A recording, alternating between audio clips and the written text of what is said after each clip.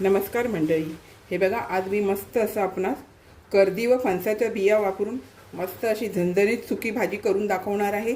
चला तर आपण रेसिपी पाहायला घेऊया। रेसिपी स्किप न करता पूर्ण पहा, एक नंबर अशी भाजी लागते।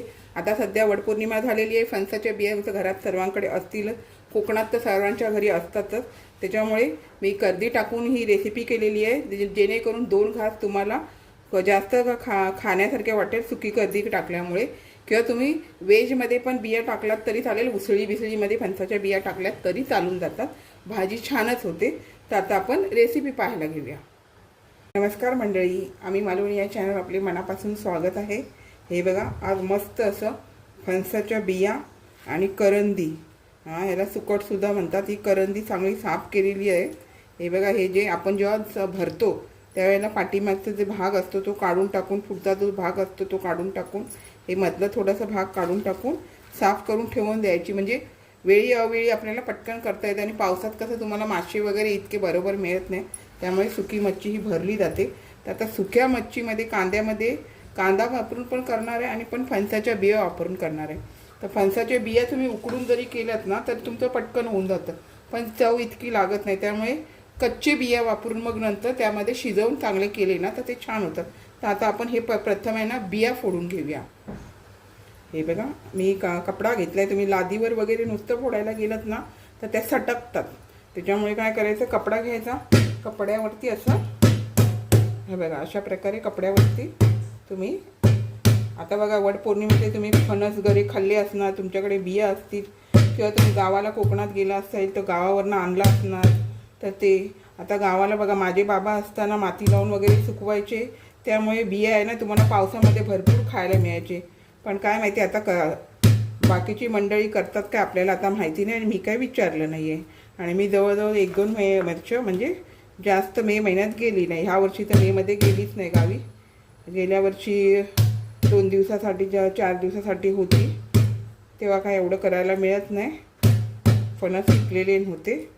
आता अशा प्रकारे मी सर्व तोडून घेते आणि मग साफ करते, म्हणजे तुम्हाला साफ करायचं दाखवते। हे आपल्याला साल काढून घ्यायचं आहे। आता बाकीचे पण मी अशाच प्रकारे करणार आहे। हे साल काढून घ्यायचं आणि आपले तुकडे झालेले असतील 1-2 काय असेल तशा प्रकारे आपण असे तुकडे करून ठेवलात तरी चालेल, भाजीमध्ये ते छानच शिजले जातात। मग अख्खे ठेवले, जास्त अख्खे ठेवले ना तर शिजले जात नाही। तर आता अशा प्रकारे मी बघा हे सर्व करून घेते अशा प्रकारे। आणि असं बघा कपड्यावरती हे केलं ना तर पटकन होतं, इकडे तिकडे ते उडत नाही, त्याच्यामुळे कपडा खाली घ्यायचा आणि बिया फोडायला घ्यायच्या। आता असे मी सर्व साफ करून घेते। हे बघा आता आपण सर्व साफ करून असे तुकडे वगैरे करून ठेवलेले आहेत। तर आता आपल्याला ह्याला डिग असतो, डिग, हे बघा हाताला असं डिग लागतो, त्याच्यामुळे आपण साफ करून झाल्यावर आपल्याला ते थोडंसं कोमट पाण्यात ठेवायचं, म्हणजे जेणेकरून बघा बटाटीला कसा स्टार्च वगैरे निघून येतो तसं ह्याच्यातला पण स्टार्च निघून येईल। तर आता आपल्याला पुढची प्रक्रिया करायला घेऊया। तर आता मी प्रथम कर्दी फ्राय करायला घेते। हे बघा कढई गरम करत ठेवली आहे, त्यामध्ये आपण ही कर्दी घालून घेतली आणि कर्दी थोडीशी भाजली गेली ना तर तुमच्या कांदा टोमॅटोतल्या किंवा तुम्हाला सार वगैरे करायचं असेल ना तर त्या भाज्या खूप छान होतात। तर आता ही मी छान अशी भाजून घेते।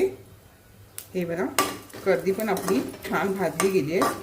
आता आपण गॅस बंद करून काढून घेऊया आणि जे बाकीचे असे जे कण वगैरे राहतात ना ते पण आणि पाण्यात ठेवायचे, म्हणजे स्वच्छ धुतली जाणार। आता मी काढून घेते।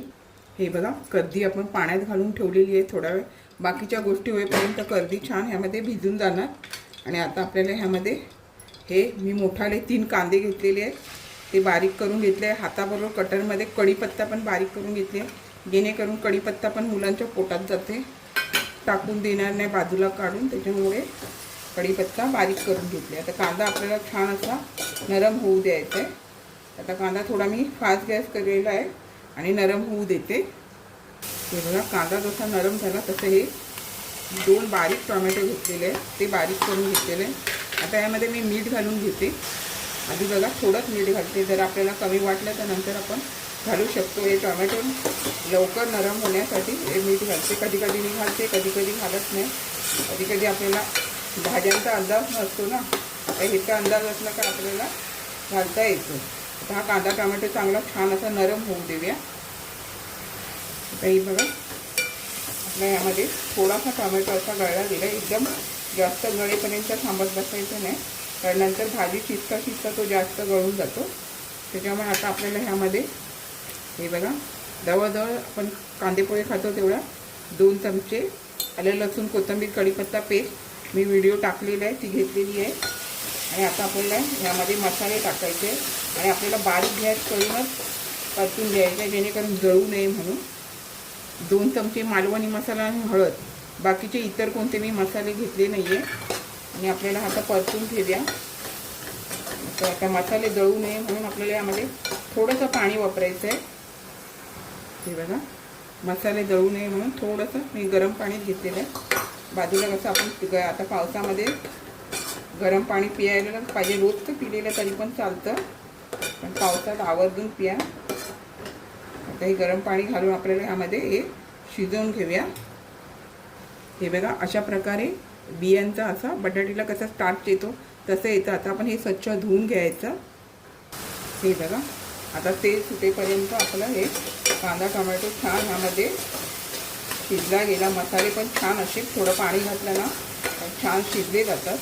आता आपल्याला ह्यामध्ये त्या स्वच्छ धुवून घेतलेल्या फणसाच्या बिया घालून घ्यायच्या आणि त्या परतून घ्यायच्यात. आपल्याला ह्यामध्ये मस्त परतून घ्यायचं, मस्त असं झणझणीत आणि मस्त चवीला छान अशी ही फणसाच्या बियाची कर्दी घालून भाजी होते. तुम्ही सुकट म्हणा किंवा कर्दी म्हणा. तर आता आपल्याला ह्यामध्ये कर्दी पण घालून घ्यायची आहे. तर आता कर्दी पण आपण भिजत घेतलेली, आता ती छान धुवून घ्यायची. आता हे बघा छान असं आपलं पण थोडंसं पाणी हे होत आलं आहे. तर आपल्याला ही कर्दी स्वच्छ धुवून घेतलेली आहे. 2-3 पाणी आपण भाजल्यामुळे काय माहिती आहे, जे टोकेरी कण वगैरे चुकून राहिलं असेल साफ करताना ते पण निघून येतं. तर आता आपल्याला हे छान असं परतून घ्यायचं आणि आपण मीठ तर घातलेलं आहे, त्याच्यामुळे नंतर आपलं थोडंसं शिजून झाल्यावर बघायचं की मीठ आहे की नाही, नंतर पुन्हा तुम्ही वापरू शकता. आता हे मी छान आधी परतून घेते व्यवस्थित. आता हे मी परतून घेतलेलं आहे आणि आता बिया तर ह्यामध्ये चांगल्या शिजल्या गेल्या पाहिजे, त्यासाठी गरम पाण्याचाच मंडळी वापर करा, जेणेकरून तुमची चव आहे ना कोणत्याही भाज्यांची टिकून राहते. थंड पाण्याचा वापर केला तर ती चव टिकून राहत नाही. आता हे पाणी जास्त घालण्याचं कारण कसं, मी जवळजवळ 2-2.5 पेले पाणी घातलेलं आहे, जेणेकरून बिया आहे ना ते छान यामध्ये शिजल्या जातील वाफेवरती. आणि स्लो आणि फास्टच्या मध्ये गॅस ठेवून आपल्याला हे शिजवून घ्यायचं, कारण आपल्याला सुक्कं करायचं आहे. त्याच्यामुळे ह्या चांगल्या बिया ह्यामध्ये शिजल्या जायला पाहिजे. मध्ये मध्ये तुम्ही परतून बघा, नाही तर लागलं जाईल, त्याच्यामुळे मध्ये मध्ये ढवळून बघायचं. आता मी झाकण मारून शिजवून घेते. हे बघा मंडळी, आपण आता 2-3 वेळा हे परतून पाहिलेलं आहे. आपलं बऱ्यापैकी थोडंसं पाणी आटलं गेलेलं आहे. आणि आपण आता फणसाच्या बिया बघूया. थोडंसं शिजायचं बाकी. हे बघा थोडंसं अजून चांगले शिजले गेले, तसे शिजलेले आहेत, पण थोडा त्यामध्ये आतमध्ये कडकपणा असतो ना, तो जरा पिठूपणा यायला पाहिजे. त्याच्यामुळे हे जे पूर्ण पाणी आटेपर्यंत आता आपल्याला झाकण न ठेवता शिजून घ्यायचं, जेणेकरून ते व्यवस्थित शिजले जाणार. आणि ह्यामध्ये मी थोडंसं मीठ घातलेलं, ते मीठ कमी होतं, तर आपल्याला हाताबरोबर ह्यामध्ये थोडंसं अजून मीठ घालून घ्यायचं आहे. आता हे बघा हे असं मी ह्यामध्ये मीठ घालून घेतलं. आणि बघा कर्दी बोलले तर मच्छीचा प्रकार आहे, त्याला हिमसपणा असतोच, त्याच्यामुळे कोकम हे आवर्जून घालायचं. आपण टोमॅटो जरी वापरले तरी हे बघा 6-7 मी कोकम ह्यामध्ये घालून घेतलेली आहे, त्याच्यामुळे अजून छान अशी आंबट तिखट चव येते. तुम्हाला जर तुम्ही चिंच वापरत असाल तर तुम्ही चिंच जरी वापरलात तरी चालेल. आता हे पाणी आपल्याला सुकू द्यायचं आहे, त्याच्यामुळे झाकण न ठेवता आपल्याला ते शिजवून घ्यायचं आहे. आता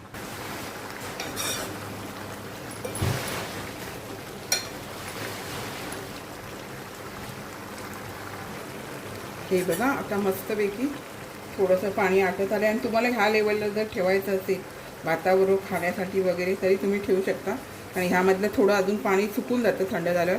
आणि बिया पण मस्त अशा आता बघा छान असं पिठूळ झालेले आहेत. हे बघा, तर त्याच्यामुळे अजून आता फक्त आपल्याला थोडंसं मला सुकं करायचं आहे, त्याच्यामुळे थोडंसं पाणी आटू देते. आता हे बघा मंडळी, बऱ्यापैकी आपलं असं पाणी आटत गेलं आहे आणि अजूनच ते आटणार आहे.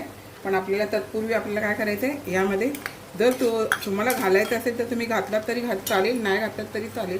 आता आम्ही मालवणी बोललो तर मी वाटप न घालता हे थोडं किसलेलं खोबऱ्याचा वापर केलेला आहे, कारण सुकी भाजी करायची आहे म्हणून मला यामध्ये खोबऱ्याचा वापर केलेला आवडतो. त्याच्यामुळे तुम्ही जर खोबरं खात असाल तर खोबरं वापरलात तरी चालेल. तर आता अजून छान असं आपण ह्यामध्ये शिजू देऊया.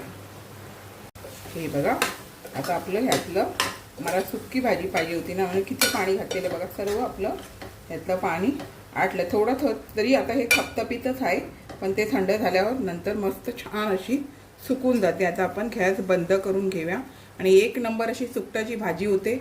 आता आपल्याला जर मच्छी वगैरे मिळत नाही, पण पावसामध्ये तुम्हाला सुकटाची, फणसाचे बिया किंवा कांदा टोमॅटोमध्ये जरी सुकटाची भाजी केली तरी 2 घास मंडळी तुमचे जास्त जातील. तर मी तुम्हाला आता फणसाची बिया वापरून ही भाजी करून दाखवली आहे. जर तुमच्याकडे असतील तर तुम्ही नक्की अशा प्रकारे करून बघा. एक नंबर भाजी होते. भाकरी चपाती बरोबर तर एक नंबर लागते. तर अशा प्रकारे तुम्ही करून बघा. आपण कसा गॅस बंद केलेलाच आहे, तर त्यामध्ये आपल्याला आता कोथिंबीर घालून घ्यायची. कोथिंबीर घालून पण भाजी छान होते. असेल तर भरपूर घाला, नसेल तर कमी घातली तरी चालून जाते. हे बघा मंडळी, छान असं सुकट आणि फणसाच्या बिया वापरून मी आपणास ही रेसिपी करून दाखवलेली आहे. अशाच नवनवीन रेसिपी किंवा इतर व्हिडिओसहित मी आपणास कायम भेटतच असते. आपण माझ्या चॅनलला लाईक, शेअर, सबस्क्राईब, हाईप करायला विसरू नका. चला तर आता इथेच थांबते. मस्त खा आणि स्वस्थ राहा. आपण माझे व्हिडिओ पूर्ण पाहता त्याबद्दल मनापासून खूप खूप धन्यवाद.